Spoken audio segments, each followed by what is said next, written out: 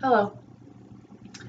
Please raise your hand if you know at least one person in your life who has been affected by cancer.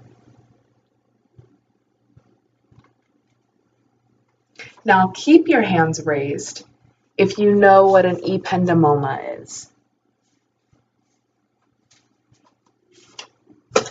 So today, you can put your hands down. So today I am here to bring awareness to ependymomas. Specifically what they are exactly, and to give my own personal testimony about my experience with ependymomas as well. So most people know, as you could tell from a few moments ago, most people know at least one person in their life who has been affected by cancer. The National Cancer Institute says that 1,735,350 new cases of cancer will be diagnosed this year, and 609,640 people will die this year from cancer. I think it's extremely important to bring awareness to all cancers, but also the cancers that are a little more non-traditional, cancers that you may have never heard of. I think it's important to bring awareness to those. So I want you to imagine being 8 years old, and you find out that your dad has a very extremely rare cancer, and how that would affect you. Now, before I get into my personal testimony about ependymomas, here is some generic information about ependymomas. So you may be wondering, what is an ependymoma? So according to the CERN Foundation, or the Collective Ependymoma Research Network Foundation, an ependymoma is a primary tumor in the central nervous system, meaning that it is either in the brain or in the spine and spinal cord. It is also an extremely rare cancer. So another statistic from the CERN Foundation states that about 1,100 adults will be diagnosed each year, and about 250 children are diagnosed as well with ependymomas. Something else to know about ependymomas is that it affects children and adults differently.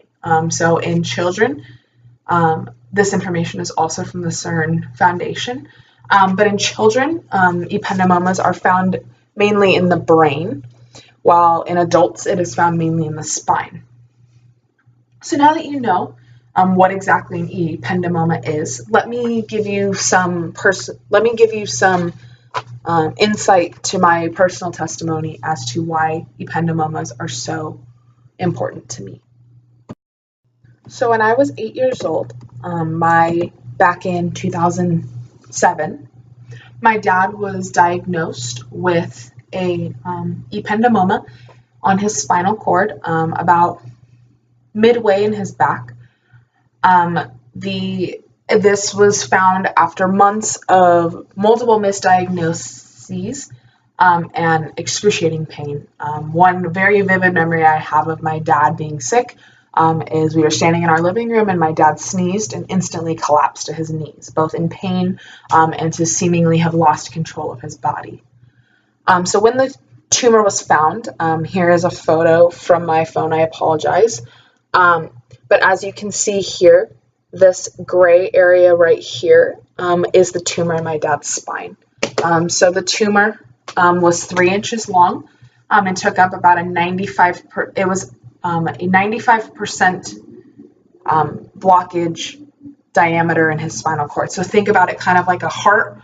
When you have 95% blockage, you're very prone to having a heart attack, except in this sense, his spine and his spinal cord could have burst, causing him instant death, which is very scary looking back at now. Not to get in too much about the surgery and all that, while my dad was in surgery, they lost the communication between the brain and the body, meaning that my dad from the sternum down was paralyzed. About an hour after getting this news, the doctor came running out of the operating room telling my mom that he was wiggling his toes. So instead of having permanent paralysis, my dad instead has no feeling from the waist down. The way he always describes it is the feeling you get when your feet fall asleep. That's what my dad has 24/7. He describes it as either broken glass or pins and needles. The treatment options for when my dad was sick obviously was instant removal of the tumor, but my dad did decline chemo and radiation as they told him that it would give him, he would lose feeling in his fingertips. My dad could become paralyzed afterwards, as well as there was no proof that any of the radiation would do anything. So my dad saw multiple doctors, got multiple opinions, and chose to just have the tumor removed. Now, November will be 12 years. My dad is 11 years cancer-free at this point. And experiencing my dad being sick at such a young age has definitely taught me to really advocate for cancers and for sicknesses and illnesses that are more rare or untraditional. My dad being the first of many very rare conditions diagnosed in my family, I think it's very important to bring awareness to unknown cancers and sicknesses and stuff like that, because you never know what that information may do for you later or in the future. Maybe years down the road, your mom, your dad, your grandma, your grandpa's having back pain and you can't get answers. This information that you get from this speech may save their lives. So my little motto to kind of wrap it all up is learn today, save a life tomorrow. Thank you for listening.